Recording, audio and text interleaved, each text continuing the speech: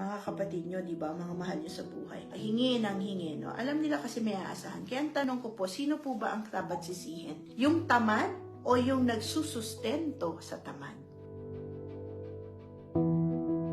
Nasaan na po ba ang pagkakamali? Diba? Minsan mag-isip na rin po kaya, sino ang dapat sisihin? The lazy person or the enablers? No? Yung tamad o yung nagsusustento sa tamad? Kasi kung tamad, wala pong nagsusustento dyan, sisipag din yan eh. That's the resilience in us eh. Diba? Pero pag sinanay niyo po lahat ng tao, lalo na mahal natin po sa buhay, na pag may gusto sila, na binibigay natin lahat, sinasagot natin, sinasalo natin lahat, hindi po sila masasanay, hindi po sila matututo. Hanggang sa, yun, sinustentuhan mo tamad, yan, ako, naging professional na tamad. Ampo, naging professional naman sila, professional tamad nga lang, yun, naging level nila. Yeah.